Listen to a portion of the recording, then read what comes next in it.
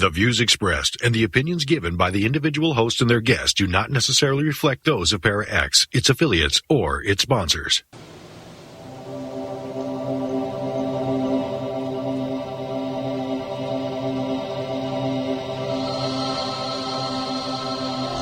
Merry meet and merry part, bright the cheeks and warm the heart. For tread the circle thrice about, to keep unwelcome spirits out.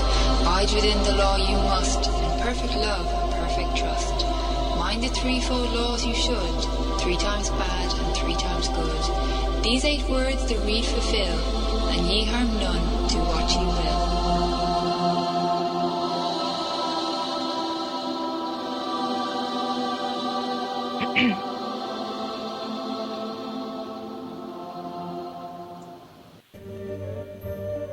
Welcome to Stirring the Cauldron. Now, here's your host, Marla Brooks. Merry meet everybody, and welcome to Stirring the Cauldron here on the ParaX Radio Network. All right, so here's the question of the day. Listen well.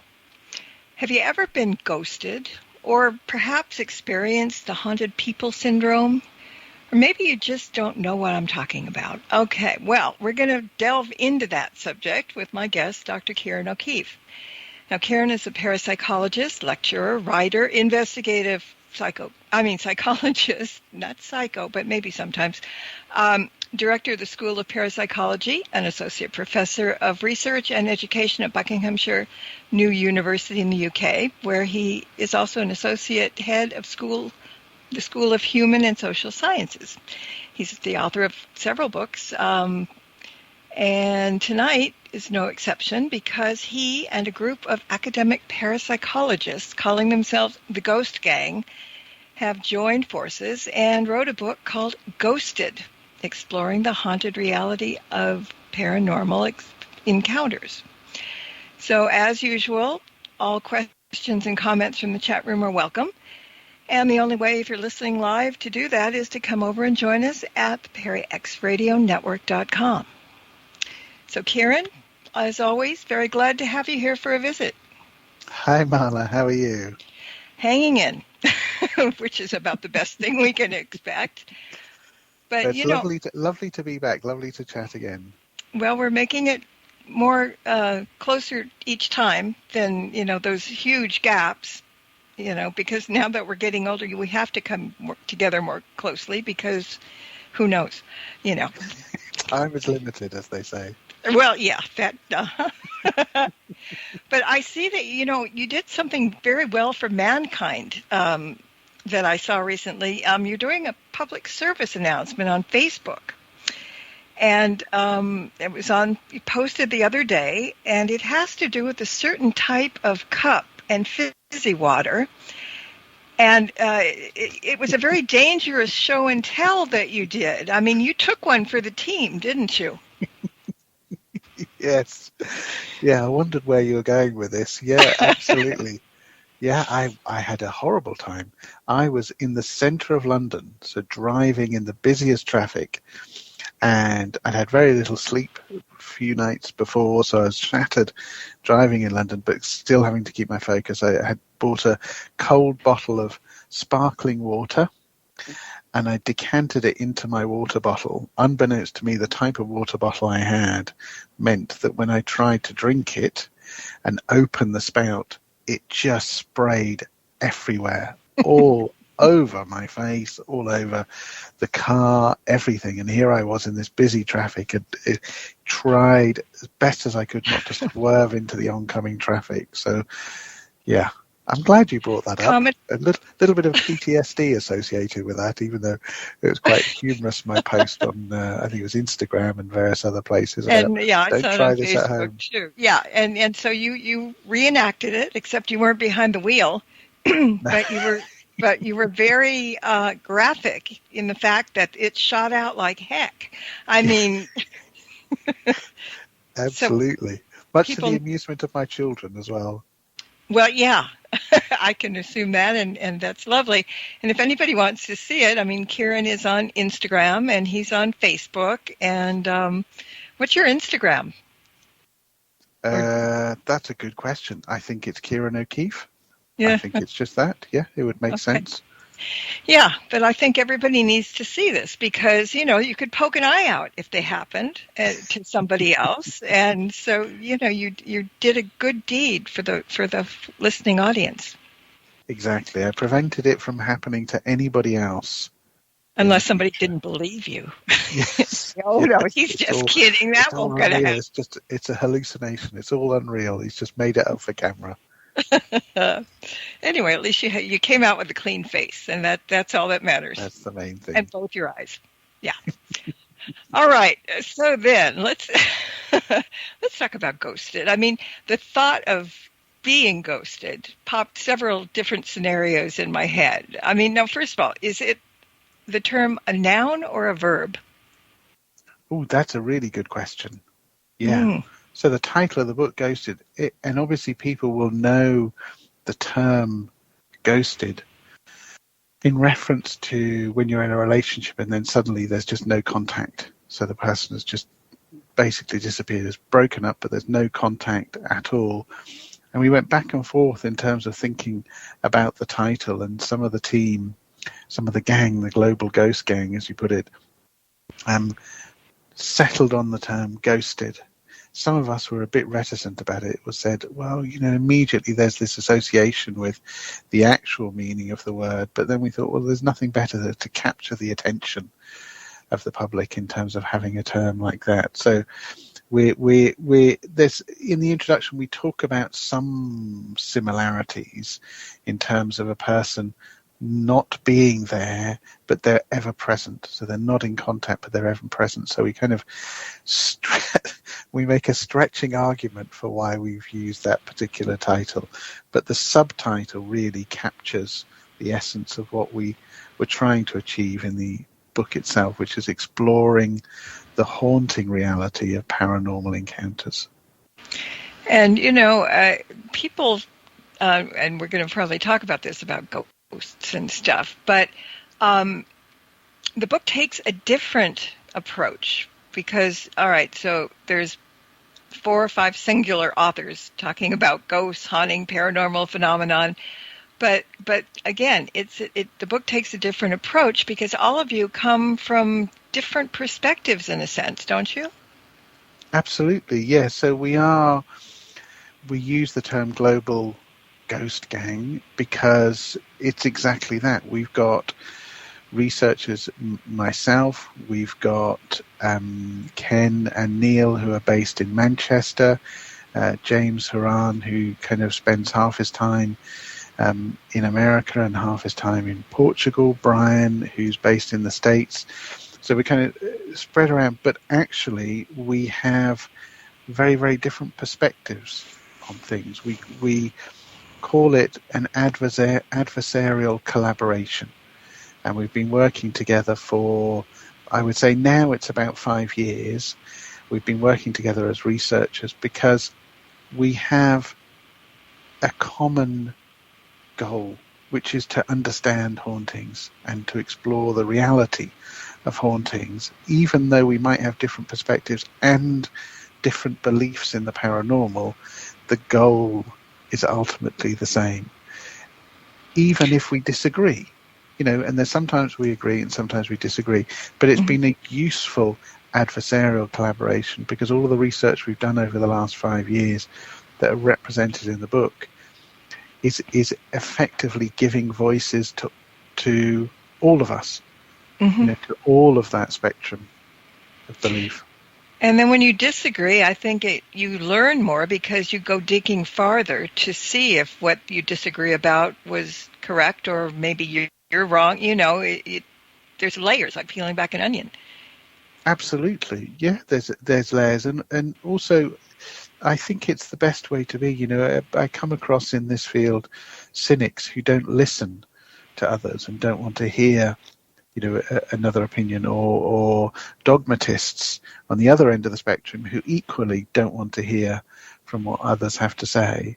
And I think it's just healthier to be open to other perspectives and to listen and debate and discuss. There's nothing wrong with disagreeing. I don't think that's the case at all. And like you said, actually, through discussion, you can find some deepness, some detail, and learn as well. Mm-hmm. That's the key thing, and that's the key thing in the journey of the Global Ghost Gang, is that we genuinely learnt from each other. So, reference books are written because the authors feel that the topics need to be written about for a variety of reasons. So what's the genesis of this book? How did you all decide to get together and decide to write the book? Well, the key thing is that we were together as a research group anyway. Okay. And it's not just us. So the four of us are the authors of the book. 5 of us, sorry, are the authors of the book. But actually, as a research group, there are about 10 of us.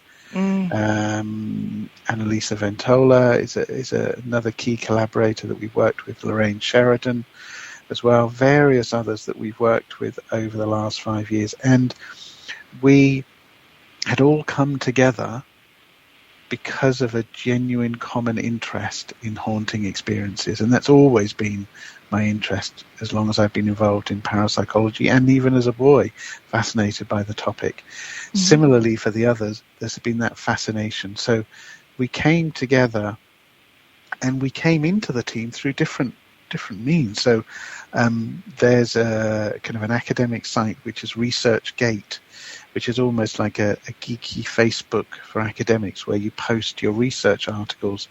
And I had an alert come up. This is about 4 or 5 years ago. An alert come up that James Ciaran was doing some research about haunting experiences. And I just dropped him a message and said, "Hey, James, we know each other in the field. I just wanted to put my head above the parapet and say, if you're doing any research, would love to be involved." And I got involved. He had other collaborators he brought in. I had other ones I brought in. So we existed as a research team. And that formed effectively the genesis of the book, even though that was never kind of the original intention. The original intention was to do the research. But over the years then, we started to realize, you know what?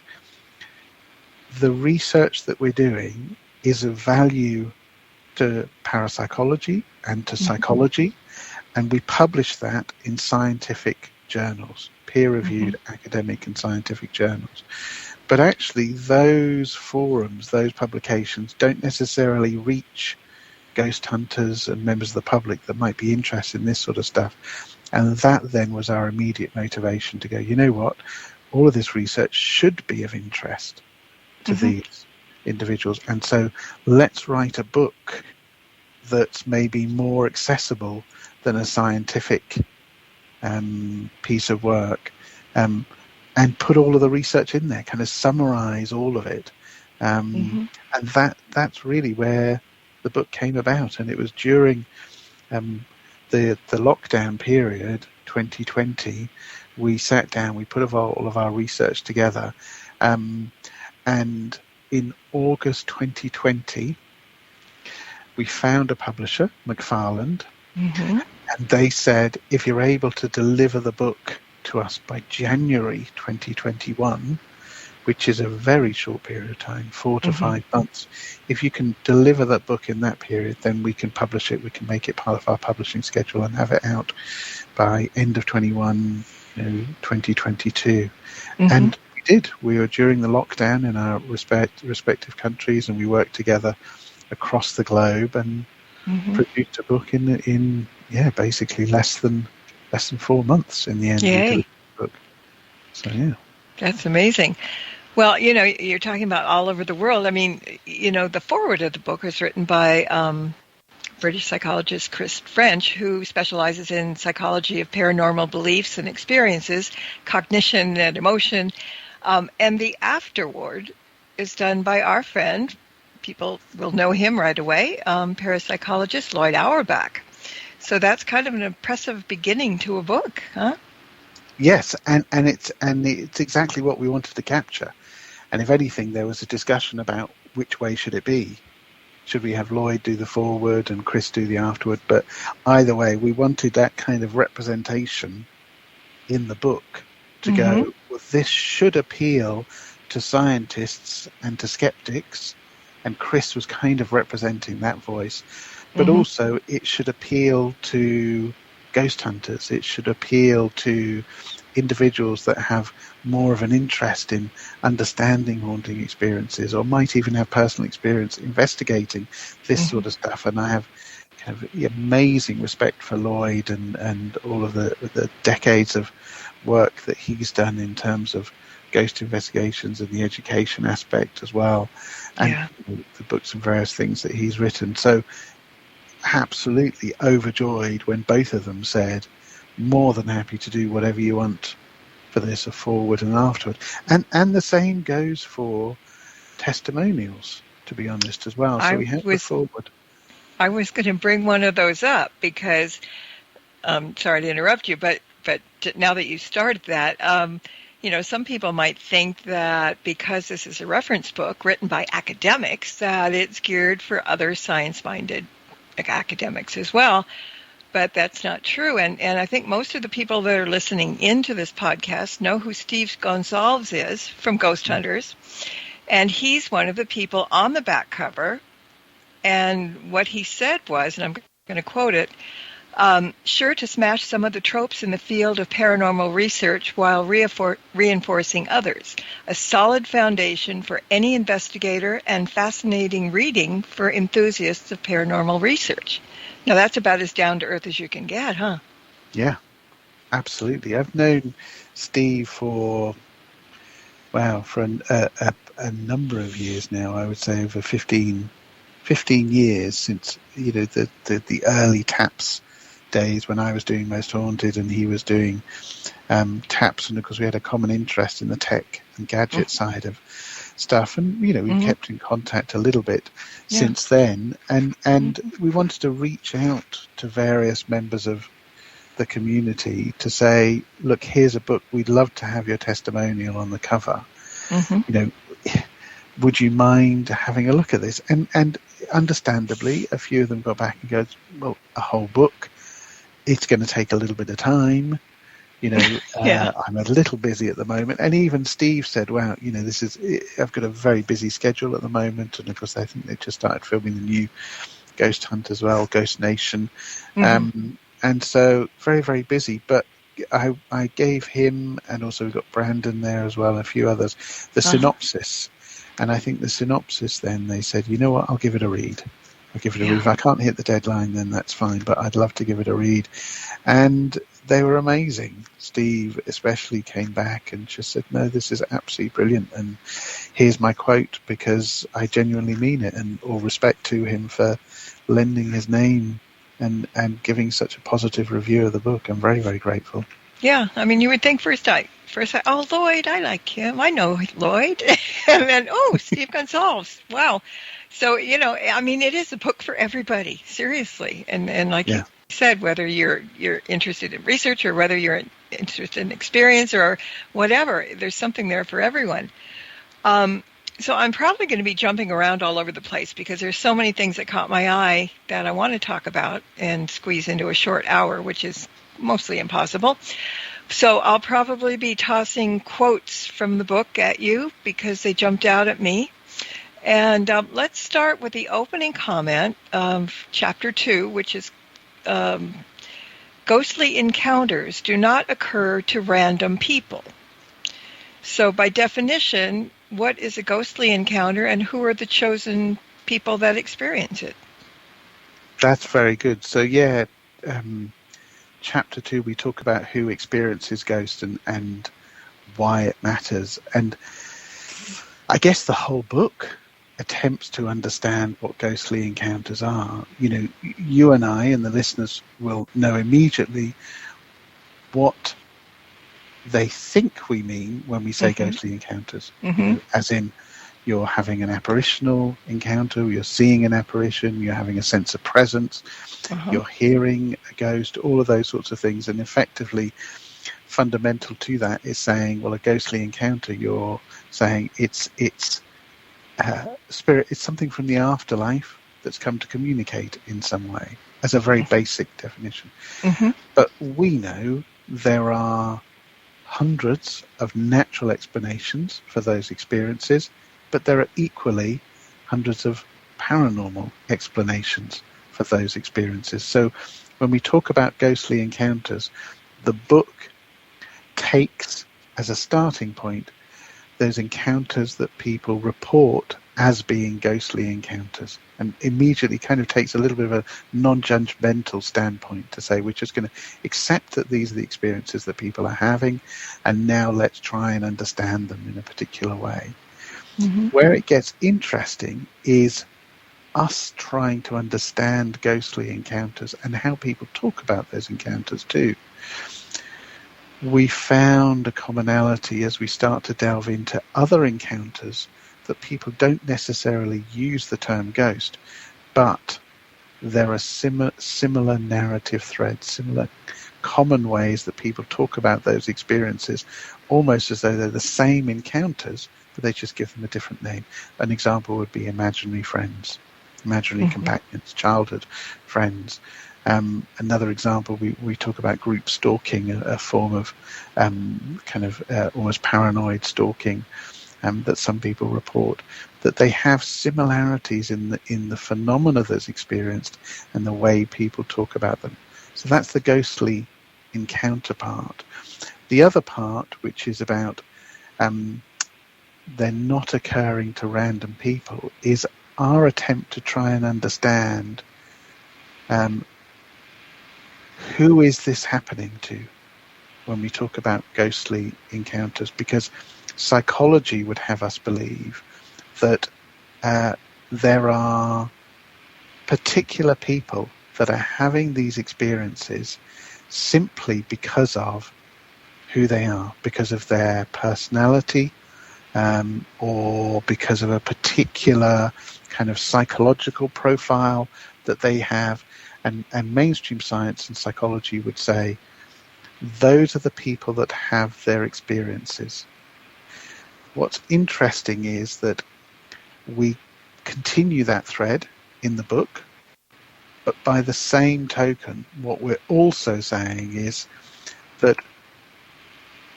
it can be particular people with a particular psychological profile can have these experiences. It's not that they are not real. It's not that they're psychological. They can actually be real because they can be objective anomalies that they can experience. And so rather than taking the mainstream perspective, mainstream science perspective, which is there is a psychological profile to these individuals and that explains why they're having the experience, we're saying, yes, there is a psychological profile, but maybe it's because that psychological profile makes them open to the experiences. Mm-hmm. And see, there are people that, I mean, this is just my theory, but I think everybody has ghostly encounters, and many people don't know. You know, they might see somebody walking down the street that isn't human, but they think it's, whatever, a full-blown apparition. Or, you get, I mean, everybody's felt like somebody poked you somewhere. And then when you turned around, nobody was there. And then you think, okay, it's my imagination or my, whatever. I think, I don't know, but I really think everybody has encounters. They just aren't looking for them, don't believe in them, 1,000 reasons why they're not seeing them. Absolutely. And I think you hit the nail on the head in terms of saying, if you're walking along the street and see somebody out of context, you may not interpret particular experiences as being ghostly or paranormal. Out of context, you could be in an office building and you could feel a cold breeze, or you could feel a sense of presence, or feel, a drop in temperature. But because you're out of context, you're not in a haunted castle, or you're not out ghost hunting at night, you may just ignore that experience at all, just put it down to something perfectly natural. Yeah. So I think it's a really interesting point that you make, that all of us have those experiences, but actually part of it is down to how we interpret those experiences, or maybe it's down to our belief. And that's why there's this crossover when we think about mainstream psychology and science. versus the parapsychological perspective, or kind of the other perspective we have in the book, which is for some people, they are having these experiences and they're immediately interpreting because of their belief, because of their profile. For other people, they're having the same experiences, but actually they're not interpreting them as paranormal because it's a belief thing. But I think even more than that, and I don't want to kind of lose the listeners when I start to get a little bit technical, but we talk about something called transliminality, which is this lovely idea of permeable mental boundaries. It's almost this connection between your subconscious and your consciousness. And, there's lots of research talking about how transliminal individuals are able to have more experiences.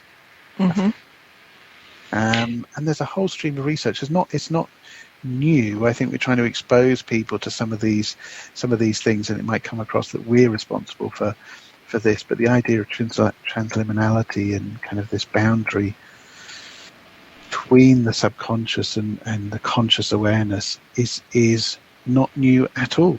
It's existed for many, many years. Yeah. Well, and I also think that the term paranormal is a very broad term, and lately I've just been thinking about things like that, and I think paranormal is getting more metaphysical. And because things that we're all of us have the potential to be very spiritual, and then there's the metaphysical part that comes in, and then there's the paranormal. But I think paranormal and metaphysical are kind of starting to meld a little bit more. It's interesting, isn't it? And yes, it raises a question as to why you think that that's the case.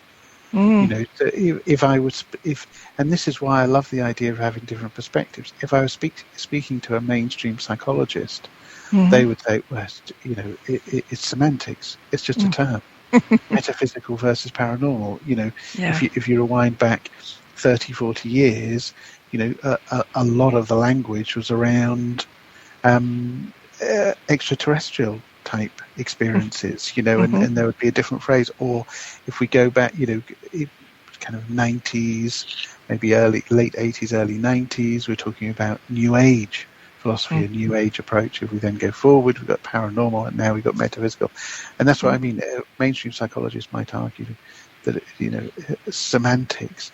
I wonder if, however, from my perspective and others in the group, and also just generally for listeners, the fact that we're seeing a lot more interest in the metaphysical, or maybe, as you're saying, it's more metaphysical type experiences, is because of the development of the internet, the development of how we perceive knowledge, that we are just inundated now with knowledge, and knowledge is so readily available, and that I see it as a very simple analogy when I think about the show Most Haunted.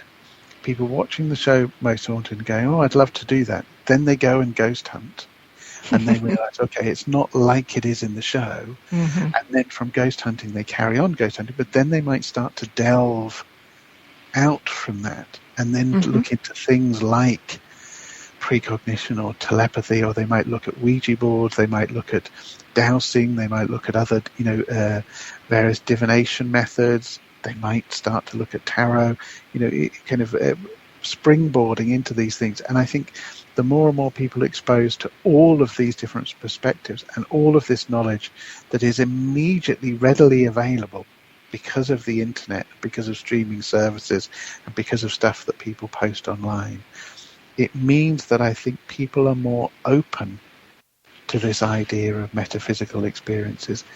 Just my thought, because you caught me on the hop there in terms of raising that point, which is lovely.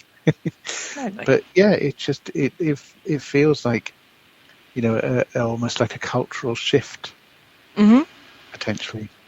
Yeah, and I mean, and it's all not like people used to think if you had any metaphysical thought or any paranormal thought, you were a loony. It's accepted. It's much more acceptable now. So I think it's growing from that people are just being themselves and not getting judgmental with other people, live and let live. And then maybe there is something to that, Yep. It's really strange, but in a good way.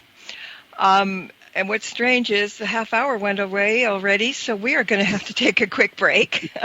So everybody stay put, and if you're lucky and dim the lights, you just might have a ghostly encounter. We'll be back in 2 minutes. Cauldron will be right back, so don't go away. If you end up with webbed feet, remember, you've been warned. As you go about your daily life, look closer. Every year across America, a staggering 4.2 million youth are homeless or trafficked. Covenant House is the national leader providing safe housing for youth, 50 years strong. Every youth who walks into Covenant House gets clean clothes, hot meals, medical care, and a safe place to sleep. So, look closer at Covenant House and help us fight youth homelessness. To help or get help, go to covenanthouse.org. Are you haunted by shadow people in the middle of the night? Do you secretly love all things creepy and spooky, enjoying ghost stories and horror fiction from the best storytellers? Do you have a true ghost experience you want to share, but no one will believe you? If yes, listen to the professionals on What Are You Afraid Of? Horror Paranormal Show Friday nights at 9 p.m. on Para X Radio and at www.whatareyouafraidofpodcast.com. What are you afraid of on Para X? Our creepy and demented hosts are on call to provide you with all your spooky needs with true ghost stories, interviews, indie music, and new horror fiction. We are ready to scare you. Para X. Missed an episode of Stirring the Cauldron? Then be sure to check out marlabrooks.com and check out the archive. And while you're there, check out Marla's weekly Witches Oracle card reading. Explore the site to find many great resources, such as information on tarot, oracle readings, metaphysical consultations, and links to all of Marla's books. That's marlabrooks.com. Welcome back to Stirring the Cauldron. Once again, here's your host, Marla Brooks.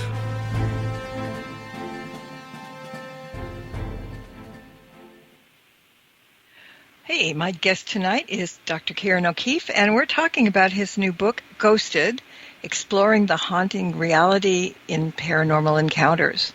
I got a question from the chat room before we jump back in. Debbie wants to know, when it comes to doing your own research into the paranormal, what would you consider the most outdated methods of research that most are still doing today? Wow, outdated method of research. That's a lovely question. I'm going to be controversial. Yay. Yay. That's why we stir the cauldron here. Yeah. And say the outdated method of research is what I see the vast majority of ghost hunters do, which is, pick up a gadget like an EMF meter and hope that spirits are going to interact with that gadget in some way and then get evidence. And I use that as an example of research, and other parapsychologists, would immediately jump down my throat and say, look, Ciaran, it's not research. Parapsychology is scientific research. What ghost hunters do is not research. I would argue quite the opposite, that actually they're doing field research. They're attempting to gather data. They're attempting to kind of go along with a hypothesis, which is there's going to be a ghost here or there's going to be a spirit from the afterlife, whatever it is. But I think for too many years we've been fixated on the idea that gadgets are somehow going to capture evidence of ghosts. Really, what we should be focusing on is two things. Number one, gadgets can help you discount the possibility that there's a natural explanation. So temperature sensors, various things like that, they can discount that possibility. The other thing is, really, the best evidence that we can have for haunting experiences is actually not going to be from gadgets. The best evidence is going to be from you. It's your own personal, subjective experience, and I see a lot of that, which is the good side of ghost hunting. And part of what myself and the team are doing with the book is a call out to ghost hunters to really consider themselves citizen scientists, that they should be collecting data on their experiences that they're having, because that's the best evidence. But in answer to that question, the most outdated kind of approach to research, I think, is to be fixated on the gadgets. And like I said, it's controversial because so many people do it. So many people do it. And I've been guilty of it myself. On Most Haunted, there have been times. But I just think we need to move on. Well, gadgets are important. I mean, I'd be remiss if I didn't mention your torch, your magic torch. My magic torch. Yes, but beyond that, I mean, you have to, I mean, gadgets are fun. They're lovely, and sometimes they're really good. But yeah, the best, I mean, I was talking to a medium one day, and she said, the best, what you said, is what you feel and what you see. You are your best tool. Yeah. And some people, maybe they're afraid to open up and allow that to happen or something. Or, boys with their toys. I mean, that's good too. I mean, but yeah, it's got to have a combination there. I mean, you really have to feel it inside of you, and then use the instrument for, backup or whatever. I think what a lot of contemporary ghost hunters tend to forget is that the reason why they might be accessing a haunted location is because somebody's had an experience there. It had to start at some point. Somebody had to have a haunting experience. And that haunting experience, I can't, for the life of me, think of any location where that original haunting experience that started everything was somebody sat with a K2 meter or sat with a ghost box. All those experiences that started the investigations will be people that lived there, people that worked there, security guards, visitors, whoever it was, being in that location and having a personal subjective experience that is then reported. I think we forget that. And there's a way of looking at it saying, whatever those individuals were doing at the time, perhaps the best first step is replicating that. If they were just a visitor to a location, then be a visitor.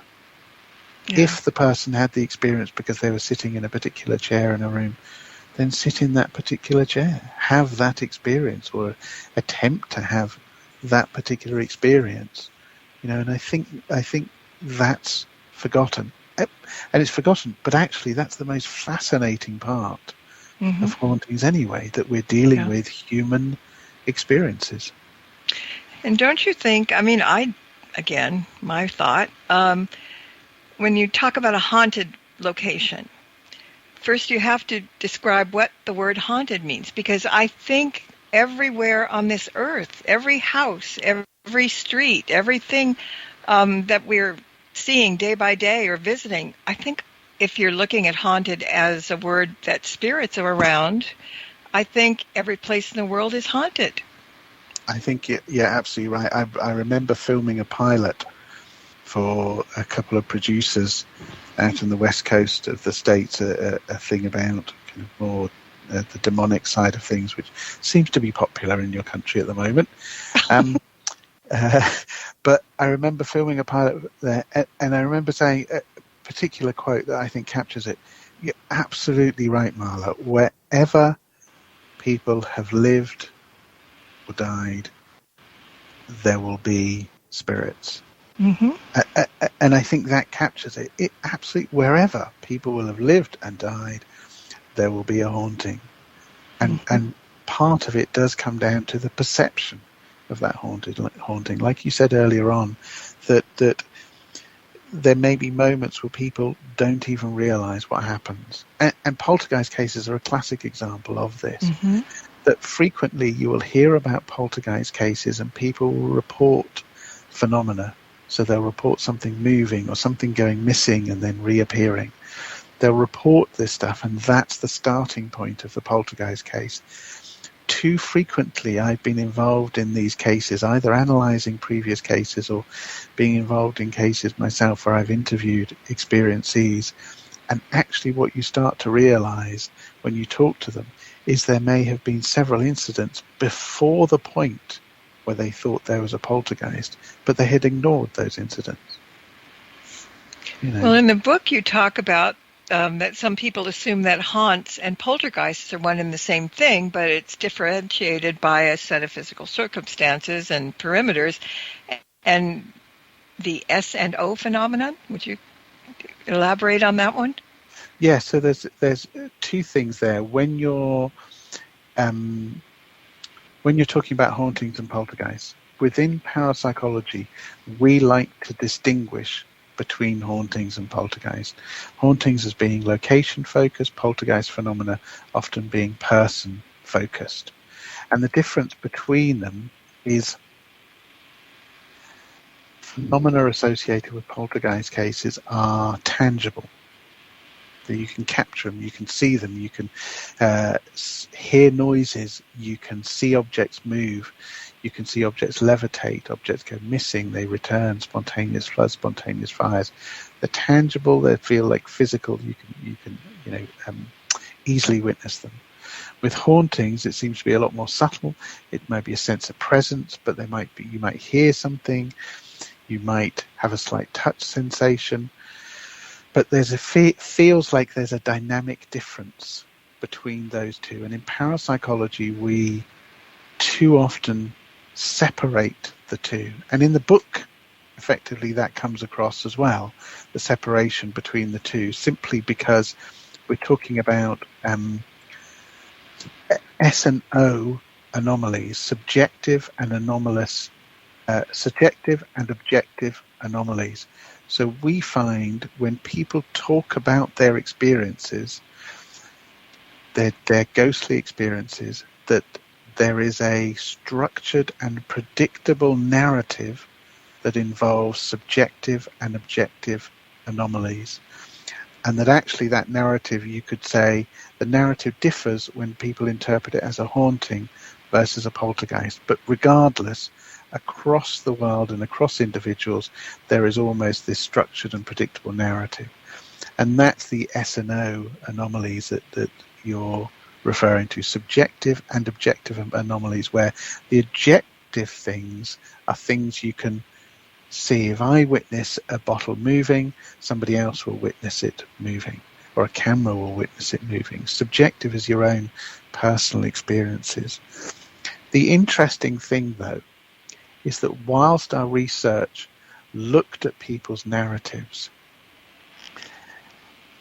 with the team, we have different perspectives. So I think the narrative stuff that we found is absolutely amazing, because we asked people to report their genuine experiences, but then we also asked some people to report a fantasy experience, just to make it up. Mm-hmm. Say, if you experienced a ghost, tell me an imaginative ghostly encounter. So make it up. Then for another group of people, we said, actually what we want you to do is to imagine somebody else has had the experience and tell us that account. So kind of various forms of the account. And what we showed was that you can clearly distinguish between somebody reporting a genuine ghostly encounter or ghostly experience that they've had. You can clearly see a narrative difference between that versus an account that somebody is completely making up, a fraudulent account. Mm-hmm. And that for me was a lovely moment in the research, because too often I hear from scientific colleagues, when people are having these ghostly encounters, they're just making it up. It's all rubbish. They're hallucinating, or they're just making up. And what we clearly showed is, no, actually, there's a difference. The way people talk about the experiences is different. When they've had a genuine experience, the way they talk about it is different from somebody just making it up. Mm-hmm. And that's a lovely idea. And we introduce it in the book. There's an aim following this, that a lot of this material is going to form useful guides, subsequent guides later in the year and next year for ghost hunters, because it can be quite a practical guide to be able to talk to people about their experiences and have a guide and a checklist to be able to tell you this is a genuine experience, as in the person genuinely believes they had the experience, versus this is an experience that somebody is just completely making up. And that's lovely. And there's another quick thing. I know I've rabbited on, but I apologize. No. There's another interesting thing about the haunting and poltergeist distinction. We present the research as we wrote it and as we found it in terms of those two different things.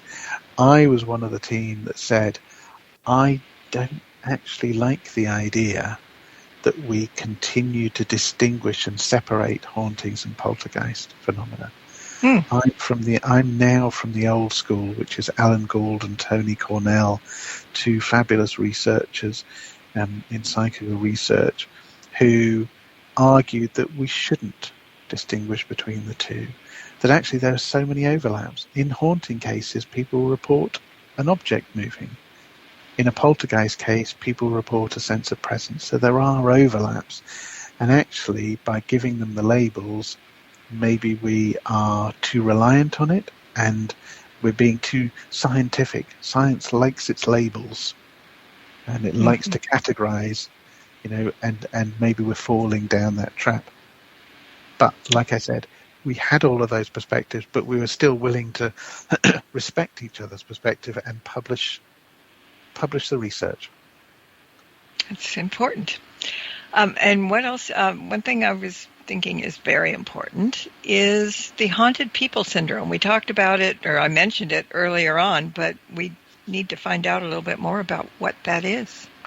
Yeah, so haunted people syndrome, effectively saying that for individuals that have ghostly occurrences, they don't happen to people one time. Instead, there appears to be serial perceptions over time. And so what we identified is this idea of haunted people syndrome, the idea that you have individuals who will have common experiences, and they'll have common experiences regularly as well. Now, the original research based on this was actually looking at something that wasn't originally ghostly, and that was the idea of group stalking. So we published a paper about the Dr. John Hall story, which is a particular individual who reports something called group stalking, this idea that you are stalked by big companies, so stalked by government, stalked by Men in Black, stalked by electrical companies, by gas companies, that sort of thing. It's a very paranoid perspective, which is different to kind of individual stalking as a crime. And what we were looking at was those accounts that people were giving of group stalking seemed to be very, very similar to ghostly accounts. And effectively what we're saying with haunted people syndrome is that ghostly episodes typically occur to people with enhanced sensory sensitivities, effectively, and that they use a paranormal narrative to explain and deal with and take on board ambiguous or kind of anomalous stimuli. Now, the interesting thing about that is you could either take that and say, but Ciaran, what you're saying is there's a natural explanation then. You're basically saying that these individuals, they're interpreting ambiguous or anomalous things that happen in a paranormal way, that you found that they have enhanced sensory sensitivities, they're transliminal, there might be particular emotional psychological profile, and that's a natural explanation. And I would say, yes, potentially. But then there's the other side of things, which is again saying the other perspective is effectively what we're saying is that there are particular individuals that are having these experiences, but the argument could also be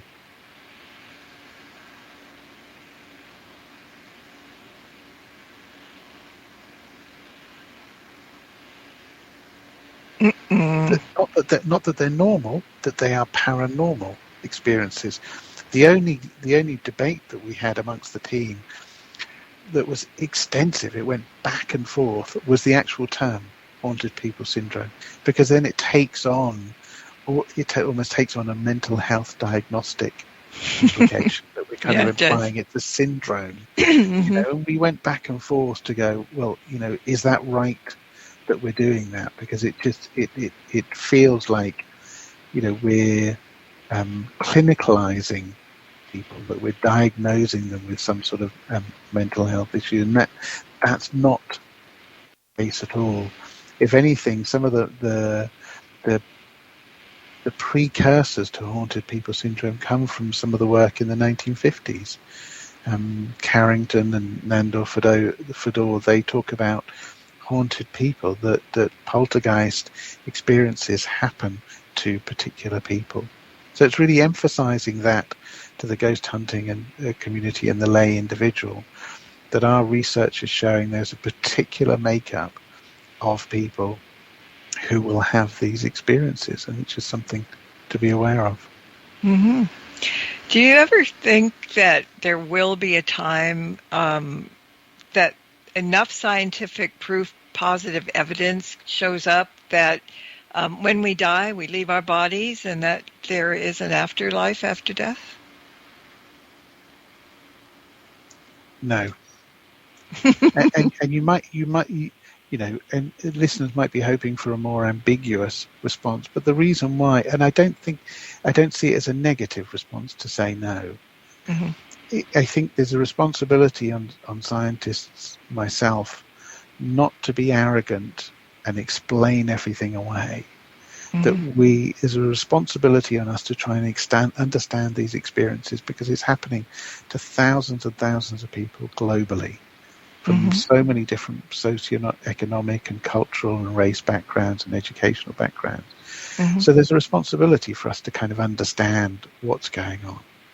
Mm-hmm. But like I keep saying, the best evidence for these experiences and for afterlife encounters comes from personal experiences, personal subjective experiences. And I cannot see a time in my lifetime where science will be able to prove, and that's the key word, prove that there is an afterlife based on these experiences that people are having. I think fundamentally it comes down to personal experience. I still think that that's the best evidence for what we have. I don't think we're going to be able to prove it scientifically. I really don't think that's the case.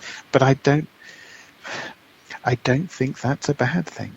I really don't. And it might sound negative and it might sound really pessimistic. I don't think it is. I think we just need to start to accept the fact that the personal experience is the best. Absolutely the best, and take it and be proud of it and take it for what it is. Yeah, well, and the other thing too is, even if there was proof positive, scientific proof, there are people that will still not believe it. Mm. So, in some ways it would be really nice to find out, but on the other hand, you're not going to change cynics' minds, so, it's 50-50. Yeah. Yeah. Absolutely, because it's the same the same situation where, on the reverse, where people present amazing evidence that they've captured on a ghost hunt, an audio evidence or a film or a photograph, you show that to skeptics or cynics, and they'll go no. So yeah, absolutely. On the reverse of that, if science were to go, look, here you go, here is scientific proof, there will be those in the community who will go, no, you're saying that as a scientist, but actually, no, you've taken this particular approach. I mean, you could argue that already the evidence is there. Well, the evidence is there. You could argue that the proof is there. There's some amazing work that's at the Windbridge Institute in America, Julie Mossbridge, that's done some amazing research with mediums, for example. We talk about doing double-blind research and experiments within parapsychology and psychology. Well, she's done triple-blind studies and highly controlled studies with mediums where they're able to produce information about departed individuals, that the only explanation is that they are communicating with these individuals, to the extent where I always thought we could never do mediumship research, because if that was the case, that they got the message, somebody would have to know that information. So therefore there is always the possibility that rather than communicating with spirit, a telepathic process is going on here that might not be about communicating. Somebody would have to, on Earth, would have to know that information to verify it. The way Julie set up these studies, that's not the case. And so here's a prime example. Outside of parapsychology, the scientific community will not be scrutinizing the work that she's been doing, because they'll dismiss it with a wave of a hand and go, it doesn't conform to scientific rules and to the laws of physics, so therefore we're not interested.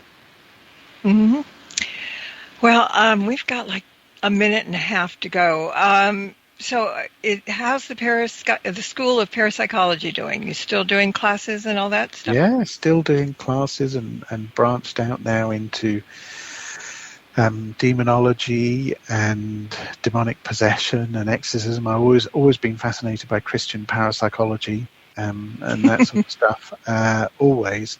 And it's very much the periphery of parapsychology, but there's an interest out there. And, I like to educate people. Yes. So I like them drawn to the school that I do. I like them drawn to some of the courses I do at the university because of an interest in demonology or because of an interest in possession, for example. But actually then it becomes education. Here's the science, here's the natural explanations, but also let's hear from exorcists themselves, and here's some case studies, and here's some interesting work from neurology. So it becomes a genuine education. So Perfect. Still going well. Okay, what's the website so people can go and dig around? Well, there's two. I would say the best website to get information about me and courses and my university as well is probably my Linktree profile. So the word Linktree as a single word, but linktr.ee. So Linktree, and then you could just type in my name, Ciaran O'Keefe. So linktr.ee/Ciaran O'Keefe, or just go to Linktree, type in Linktree into Google, and then once you're in Linktree, just type in Ciaran O'Keefe, and it has everything there. It has all of my social media accounts, but all of my research, the school, link to the books, that sort of thing. It's all there. It's the hub of you, the essence of you. The hub of me, the essence of me. That one place to go, a one-stop shop. Exactly. All right. Well, again, it's been a pleasure to have you come back to visit, and let's make it shorter the next time as well. Definitely. Let's shorten that time. Yes. And let's thank everybody who's listening in tonight. And until next time, everybody, blessed be, and merry meet again. Good night. This has been another edition of Stirring the Cauldron with Marla Brooks. Be sure to tune in next week at the same time for another great guest and more fun. Any rebroadcast or other use of this program without permission is strictly prohibited. Copyright 2009.